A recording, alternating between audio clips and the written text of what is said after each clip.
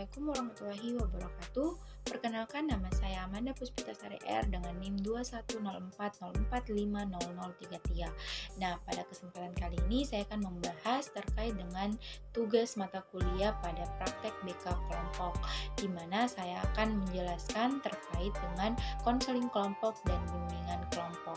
Nah, pertama yang saya akan jelaskan terkait dengan konseling kelompok. Nah, kita harus mengetahui terlebih dahulu bahwa pengertian dari konseling kelompok itu adalah layanan konseling yang diberikan kepada sejumlah peserta didik atau konseli dalam suasana kelompok dengan memanfaatkan dinamika kelompok untuk saling belajar dari pengalaman para anggotanya, sehingga peserta didik ini atau konselor ini dapat mengatasi masalah yang terjadi pada dirinya sendiri. Nah, kemudian itu ada tujuan dari konseling kelompok. Nah, mengapa kita harus mengetahui tujuan konseling kelompok? Karena tujuan dari konseling kelompok ini adalah agar membuat suasana menjadi lebih terbuka dan jujur terhadap dirinya sendiri dan orang lain, dan belajar mempercayai diri sendiri dan juga orang lain. Selanjutnya ada pada langkah konseling. Nah, langkah konseling ini terbagi atas 3. Yang pertama itu ada pra-konseling, kemudian ada proses konseling, dan yang ketiga ada pasca konseling. Baik, selanjutnya adalah pra-konseling. Nah, di mana pra-konseling ini pembentukan kelompok atau forming kelompok dapat dibentuk dengan mengelompokkan 2-8 konseli yang memiliki masalah relatif sama. Mereka juga adalah peserta didik yang sama. Selanjutnya ada pelaksanaan konseling. Nah, di mana pelaksanaan konseling dikelompokkan dilakukan melalui tahap-tahap berikut. Nah, pelaksanaan konseling kelompok ini yang pertama itu ada tahap awal atau beginning step. Nah, tahap ini merupakan salah satu tahap kunci yang akan mempengaruhi keberhasilan proses konseling kelompok. Dan sesi konseling ini kemudian mengelola dan memanfaatkan dinamika kelompok untuk membangun hubungan baik, membangun understanding, mendorong konseli untuk terlibat secara aktif pada kegiatan kelompok dengan mengeksplor harapan-harapan dan tujuan yang ingin diperoleh.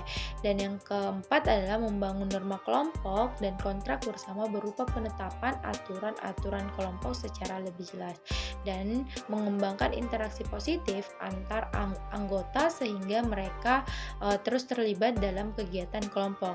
Dan yang terakhir adalah mengatasi kekhawatiran, prasangka, dan ketidaknyamanan yang muncul di antara para anggota kelompok. Dan yang ketujuh adalah menutup sesi konseling.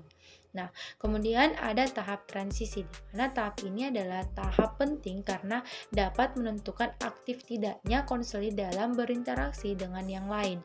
Pada tahap ini, konseli biasanya memiliki perasaan cemas, ragu, dan menunjukkan perilaku resisten lainnya. Dan tugas utama guru bimbingan dan konseling ini pada tahap ini adalah mendorong konseli dan menantang mereka untuk menangani konflik yang muncul di dalam kelompok dan menangani resistensi dan kecemasan yang muncul dalam diri konseli sendiri. Kemudian ada tahap kerja, di mana tahap kerja ini adalah kegiatan guru bimbingan dan konseling atau konselor pada tahap ini adalah mengelola dan memanfaatkan dinamika kelompok untuk memfasilitasi pemecahan masalah setiap anggota kelompok. Dan kemudian kegiatan guru bimbingan dan konseling atau konselor pada tahap ini yaitu membuka pertemuan konseling, memfasilitasi kelompok untuk membahas permasalahan yang dihadapi oleh tiap-tiap anggota kelompok. Dan yang ketiga, mengeksplorasi masalah yang dikeluhkan oleh salah satu anggota kelompok. Dan yang keempat, memfasilitasi semua anggota kelompok untuk memusatkan perhatian pada pencapaian tujuan masing-masing. Dan yang kelima, memandu kelompok merangkai poin-poin belajar yang ditemukan pada setiap konseling kelompok. Dan yang keenam, memberikan penguatan atau reinforcement terhadap pikiran, perasaan, dan perilaku positif baru yang diperoleh dalam sesi konseling untuk dapat direalisasikan dalam kehidupan nyata. Dan yang terakhir adalah menutup sesi konseling. dan ada tahap pengakhiran, di mana tahap pengakhiran ini memfasilitasi para anggota kelompok melakukan refleksi dan berbagi pengalaman tentang apa yang telah dipelajari, melakukan kegiatan kelompok, bagaimana melakukan perubahan, dan merencanakan serta bagaimana memanfaatkan apa-apa yang telah dipelajari. Dan yang kedua adalah bersama anggota kelompok mengakhiri seluruh rangkaian kegiatan. Setiap sesi diperlukan waktu antara 45 sampai dengan 90 menit menurut kesepakatan bersama antara anggota kelompok. Dan yang terakhir adalah langkah-langkah itu adalah pasca konseling kelompok. Nah, pasca konseling kelompok ini dilakukan kegiatan guru bimbingan dan konseling atau konselor itu ketika mengevaluasi perubahan yang dicapai dan menetapkan tindak lanjut kegiatan yang dibutuhkan secara individual. Dan yang kedua adalah menyusun laporan konseling kelompok. Dan selanjutnya saya akan membahas terkait dengan pengertian pada bimbingan kelompok. Nah, kalian harus mengetahui terlebih dahulu apa sih dari pengertian bimbingan kelompok. Kan tadi sudah membahas terkait dengan pengertian konseling kelompok. Nah, saatnya kita akan membahas terkait dengan bimbingan kelompok.